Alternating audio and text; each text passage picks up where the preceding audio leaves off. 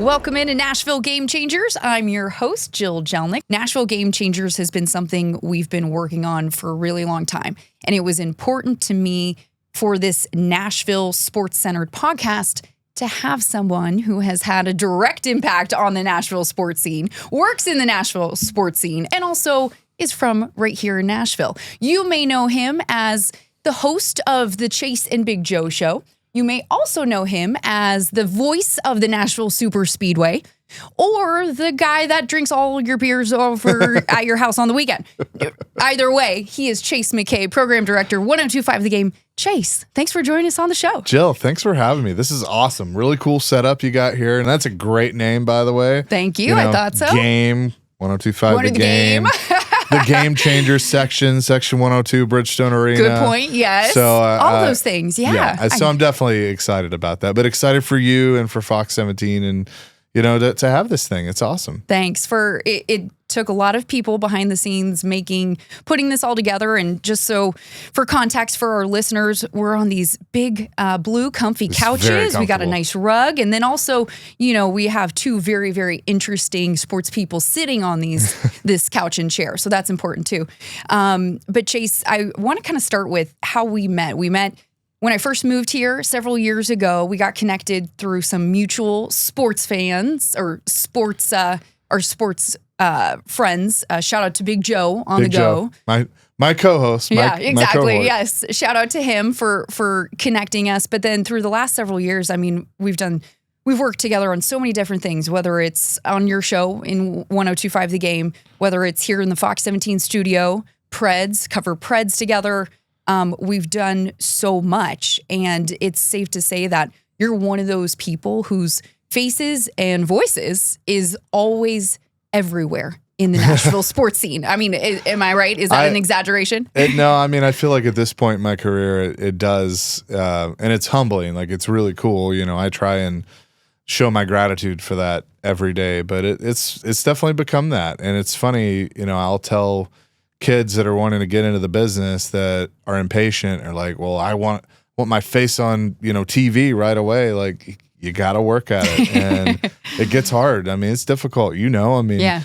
And you know, working in small towns, or you know, I've been lucky to be in Nashville my whole life, but literally started as an intern at the bottom and then have worked my way up. And you know, I've been blessed to be with a great company and a locally owned company, and our owner Bud Walters is tremendous, and the opportunities that he's given me. But it's cool. It's obviously a lot of fun, and you know, when people come up and are like, hey, I love the show, or I love the station, or even if they're like, I don't like something, like it's still, it's really neat. Yeah, especially because you know they're listening, right? Either way, whether they like it or not. Exactly. You mentioned kind of climbing up in the ranks, right? You climb the ladder in whatever business you're in, or whether you're an athlete, right? In the minor leagues, trying to make it to the big leagues.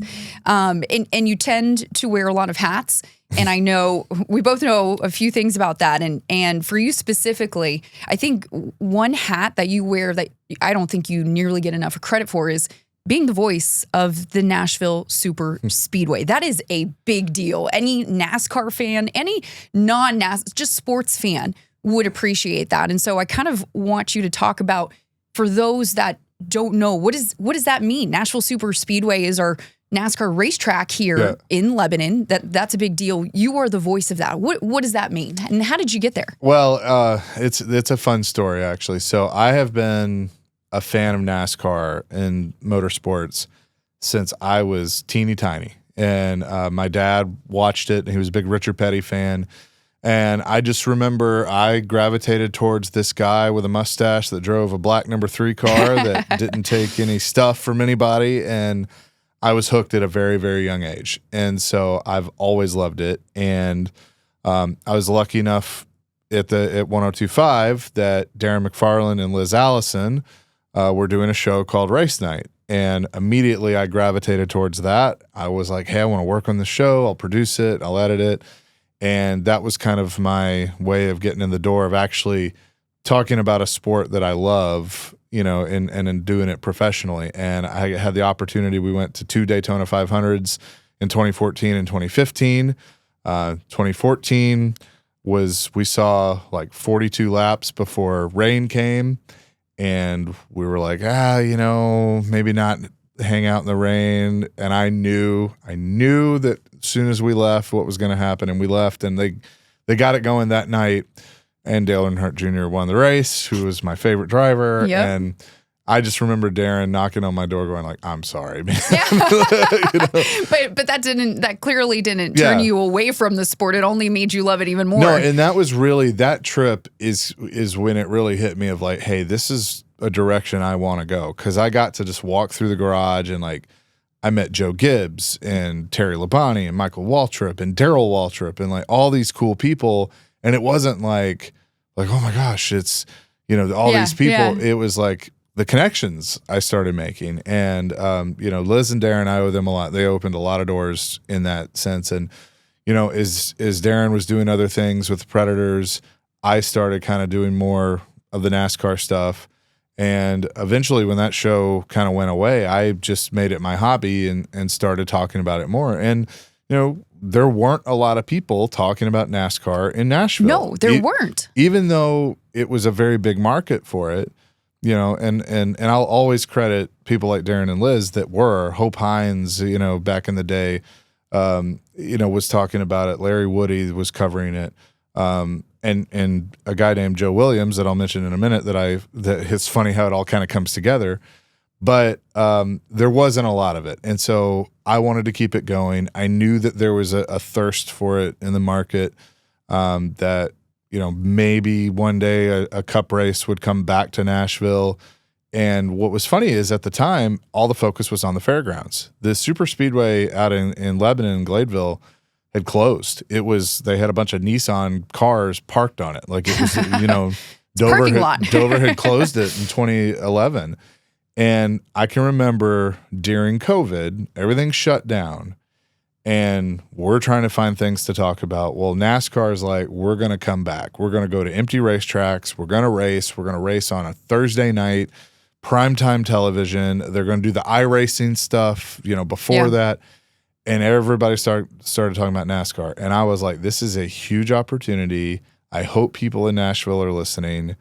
And it turns out that not only were people in Nashville listening, but people in Dover were listening, and they had already kind of started the groundwork at the banquet of reopening that track. Mm-hmm. NASCAR really wanted to be in Nashville, and so they ended up doing that. So fast forward a little bit, we're talking about it on our show. Eric Moses was named the president of the Nashville Superspeedway. We had him on, a few times, and I'll never forget it. I'm getting ready to do a Preds game.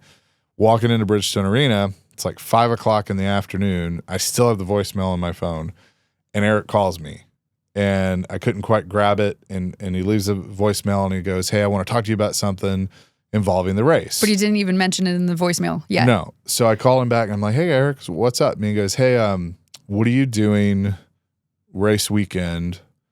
When NASCAR comes here?" And I was like, "Well, I'm gonna be at your race, obviously. Like I will be there. Yeah, I'm gonna be covering Where do you think I'm gonna be?" He goes, "Good, because I want you to be the voice of the Speedway." Wow. And I was just like, that was that moment of like that game-changing moment. Yeah. There you go. Holy moly, I've made it. Yeah. But it's like I finally get to do something with NASCAR, and I developed some relationships with NASCAR. I had gone to different races and covered races, but it was like, now here I am, getting to be the voice of a track. So Joe Williams, as I mentioned earlier, was the original voice at the Nashville Superspeedway. And they were like, hey, we're going to bring him in, kind of have a little old and new. We had never met. And I remember walking in, and he says to me, it's the best advice, some of the best advice I've ever gotten. He goes, you and me need to become best friends real quick. Because we're going to spend a lot of time together, this weekend. Yeah. Well, it turns out, when you're the PA announcer of a race, you do have a lot of downtime because like when the cars are on the track, nobody can hear you. So you're not doing anything. They're running the radio coverage and stuff for the bathrooms and all that. But, our time to shine is really when there's a caution or there's not, racing on the speedway because we're not the show. We're just narrating it. Well, and driver intros too. Driver intros, all that stuff. That's a fun time to shine too. That's awesome. Yeah. So Joe and I realized we knew a lot of the same people, had worked with a lot of the same people, had a passion for NASCAR, and so we became fast friends, and pun intended. And so, that was really cool. And his knowledge and history in Nashville and racing at the fairgrounds, he did a lot at the fairgrounds. And then me kind of being the newer voice, it's been a lot of fun. And we're about to go into our 5th year of doing it. And I love it. Like, I'm pumped, that it's grown into one of the premier events in NASCAR. So it's something that I really love, and I take a lot of ownership in that. I like to say I was NASCAR before NASCAR was cool in town. Seriously though. Even though there's, like Liz and Darren, there were several that were, but now it's like I feel that we've collectively, now we've kind of made it a big deal in Nashville, and a lot of people love talking about it. You've grown the sport here in Nashville, and not to say there weren't any NASCAR fans in Nashville. It's Middle Tennessee, like of course there are, but in terms of events, in terms of the flashy names coming to Nashville, look what we have now. Besides the big race at Nashville Superspeedway, which by the way, June 1st, you'll hear Chase McCabe's voice. Besides that race, Indy. Yep. IndyCar comes here, right? How about NASCAR Awards? One of my favorite events, because they're all your biggest NASCAR stars. You can wear sparkles. And I can wear sparkles. I love it. You have NASCAR Awards. You have the NASCAR Championship race, right? That was originally going to be here, or IndyCar. IndyCar, sorry. Yeah. IndyCar Championship race. You have so many things that resulted as a domino effect because of that emergence. And thank you for that timeline. Really, 2020 after that is what catapulted the whole sport, and God, you had a front row seat to it. And what was so interesting about that is there was so much on the fairgrounds, and everybody wanted to go to the fairgrounds, and they still do. Yeah, and that's still a thing. Nashville leaders, come on now, let's talk, let's do this, let's get this going. Yeah, that might be a conversation for another time. But I mean, the drivers want it, everybody, but they also love going out to the big track, as they refer to it. Of course. And I remember when I found out, I got a heads up and called our show and said, hey guys, we got some news that's going to break tomorrow. NASCAR is bringing racing back to the Superspeedway. Yeah. And they're like, you mean the fairgrounds? I go, no. I mean the Superspeedway. Mm-hmm. And it was going to be a full weekend, trucks, Xfinity Cup, and we were all, I mean, I'll admit it, I was skeptical because it's like, okay, well, it didn't work before. What's going to be different now? Well, it's a different car. There's better technology. They had the resin that they put on the track. The racing was great, and the racing's still great. And so they have done a tremendous job with it. Marcus Smith and his group buy it, after the first year in Speedway Motorsports. So they've elevated it. And so my hope, my dream scenario is 2 races in Nashville, one at the fairgrounds, one at the Superspeedway. And I think it would be awesome. Like a hot July night under the lights of a short track in downtown Nashville. And then I'd love to see a playoff race at the Superspeedway. So it'd be cool. I don't think we're too far off from that either. No. I don't either. And what's funny, real quick, is when I've asked drivers about it, because drivers are particular about racetracks and what they like, they have all said, I'd love to go to both because they're different. Yeah. They're 2 different tracks. So different challenges. Yeah. There's no question that you made NASCAR in Nashville cool before it was cool. Okay, we got that. I try. We had some help. Yeah, write that down. Sure. Write that down. Perfect time for our first break. Stay with us. Coming up after the break, we're going to put Chase on the spot a little bit. Ask him, you alluded to your game-changing moment, but I want to know game-changing moment with a driver, because you've met so many of them. So we'll dive into that after the break. Stay with us. You're listening to Nashville Game Changers with Jill Jelnick.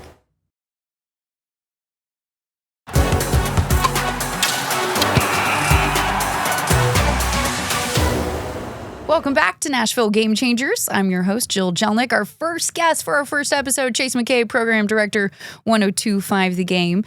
Chase, you alluded to it earlier, but I have to imagine you've met so many drivers over the course of your time being just not even as a radio broadcaster, but also a fan. Yeah. And I have to imagine some drivers are up there in terms of rankings for you, and also some funny stories. Yes. So please give us one of your favorite driver stories. That's of course appropriate. I imagine not all of them are appropriate, but we do want to keep this PG-13. But what is one that really jumps out to you?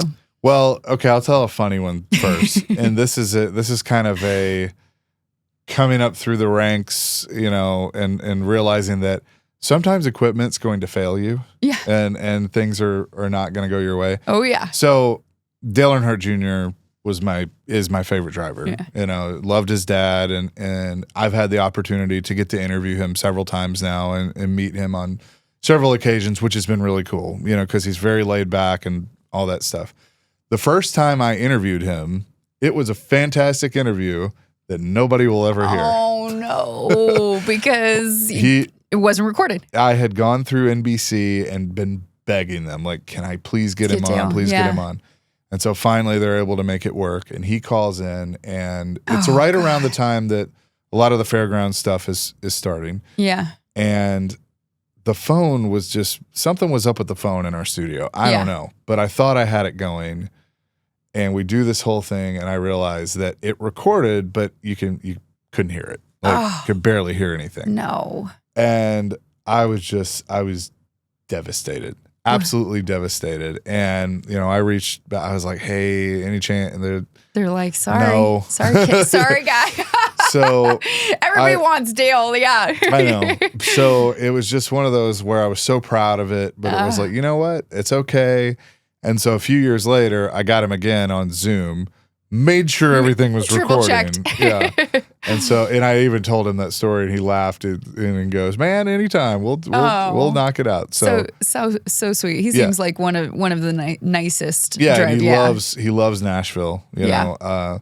So and it's obviously great for sports. Yeah. I think the moment that I realized, okay, I'm in this, like I have some pull, is Kyle Busch is very, polarizing. Yeah. He's a polarizing figure. Perfect word. In NASCAR. And there are people that you either love him or you hate him. There's really not an in-between. Right. And, when he was having so much success with Joe Gibbs Racing, he was kind of the villain. Mm. And I remember going to Atlanta Motor Speedway, and they were doing some media availabilities, before the race. And I asked him something about being that polarizing figure. And he just kind of looked at me and goes, "That's a loaded question." And I'm like, "Oh." You're like, da, da, no. da. But the soundbite, I mean, he basically said he didn't care. Like he was going to go out and be who he was. And he doesn't. Right. That's exactly him. And race the way he races. And if you like it, great. If you don't, that's a you problem. Like that was kind of how he took it.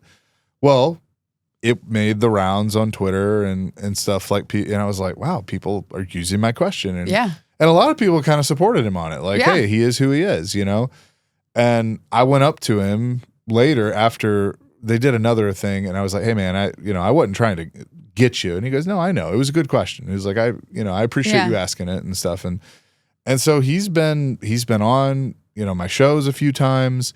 I sat with him at the banquet and we talked, and it's just, he's one of those that I feel like I gravitate towards guys like him or Denny Hamlin. Yeah.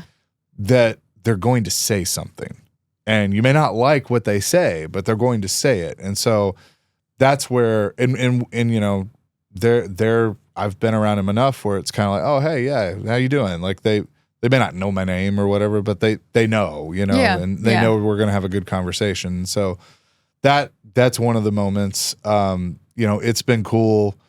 Like Brad Keselowski is one of those that he will always say, "Chase, how you doing?" Wow. And I think that's really cool of like all the interviews that he does.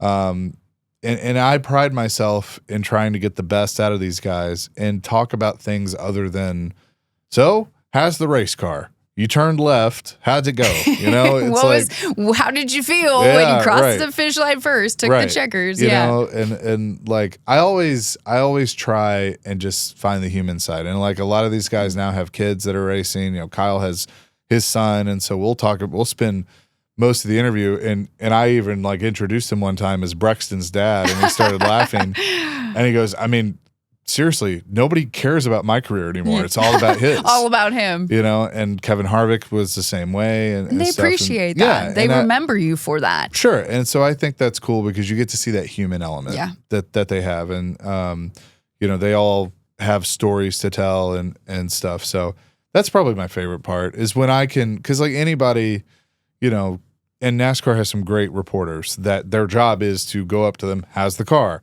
How was the race? Yeah. Why'd you win? Why'd you wreck?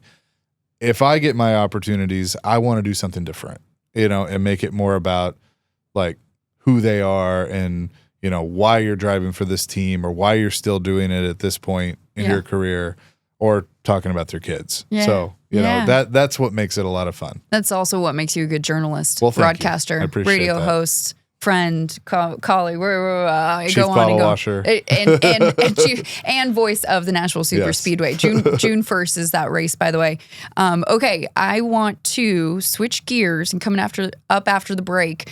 I want to actually talk about current sports scene and maybe something that is getting under your skin a little bit because I know you're very passionate about a lot of things.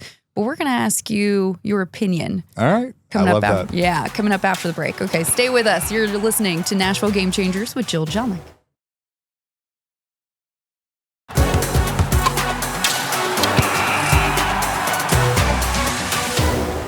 All right, time now for one of my favorite segments, In My Opinion, because you can't really be a sports fan or even an athlete, a coach, right? Someone in the front office without being passionate about something, whether it's your team, whether it's the call on the field, whether it's the new free agent acquisition, right? We are sports fans. We are passionate. That's what we're known for. So I want to know, Chase, in today's sports world, what is one thing, could be anything, could be Nashville team, could be bigger than Nashville team, could be something to do with athletics, whatever. What's one thing that you are passionate about that kind of is getting under your skin a little bit or something that you absolutely love? In your opinion. I'm going to go off the beaten path here because this is what I like to do. I'm a pro wrestling fan. Ooh, okay. We're in WrestleMania season, right? Which is their big event that they do every year. Yeah. This year it's going to be in Las Vegas, which is one of my favorite towns. Ooh, what was that date? Do we need to write that down? Late April. Write that down. So recently, the big thing, and what's crazy to me is everybody's been talking about this. John Cena, who is in his final year, he's announced that 2025 is his retirement tour. Has been a good guy his whole career, the last 20 years. He's always a good guy. I mean, he goes and does, I think he holds the record for like the most wishes granted with Make-A-Wish and things like that. And look, he'll continue to do that stuff. Yeah. But he turned heel, bad. He's a bad guy now. He's a bad guy now. He's aligned himself with The Rock. Who's always kind of been back and forth. But The Rock is currently a bad guy. But at one point in time, you could have argued they were the two biggest stars, good guys in pro wrestling and entertainment. And what's funny is I hear people go like, how could he do this? And I'm standing there applauding like, you're like, yes, finally, yes. We get John Cena as a bad guy. It's his last year, but we finally get it. A villain. My opinion is it was a brilliant move because you literally have ESPN, sports talk shows, pro baseball teams, other sports talking about it. Boom. And if like you want to get somebody talking about something, that was the way to go because now with social media, you know, a lot of people have compared it to 1996 when Hulk Hogan turned bad and formed the NWO. That was like a big game-changing moment. Big deal. In pro wrestling, there wasn't social media. Now there is. So, and to your point, baseball teams, other sports are tweeting about it. My producer, Isaac, huge wrestling fan. First thing he came in today, he was like, oh my God, can you believe John Cena? I mean, it's just that I saw a tweet from the New York Mets that was a picture of Cena and he's wearing a Mets jersey. He was at a game or something. And they're like, we still can't believe it. We still can't believe it. It's like it was a topic on First Take. Stephen A. Smith is talking about it. Shannon Sharp's like, you got to get your stuff together. Like, you know, and all that stuff. And so you had Travis Scott involved. So you're combining, you know, wrestling and rap and music and different parts of the world. And Drake was there at the event gosh. and, you know, and stuff. And it's just like, it was brilliant. So anybody that's knocking it and knocking Cena, it's like, this is a guy that has done what he's done at a high level for over 20 years. He can do whatever he wants to at this point because he's got you right here. Got you right and here. You're going to watch. And you are going to watch and you are going to like it. Oh, yeah. So it's like, I'm hooked. Yeah. I think people that aren't wrestling fans are hooked. Now they're like, well, I got to watch WrestleMania and see what's going to happen and all this stuff. And so I think and it's cool to see it cross into other sports. And, you know, I was watching the NBA, I think it was the Lakers game that, you know, they'll play music during the game. And all of a sudden you heard Cena's music, then you heard The Rock's music. And I was like, they got him. They got him. Well done. Thank you to our listeners, of course. And by the way, you can also watch Nashville Game Changers on our website, Fox 17, and also the Nashville Game Changers YouTube page. So be sure to check it out. Nice. For Chase McCabe, I'm your host, Jill Jelnick. Thanks for tuning in to Nashville Game Changers.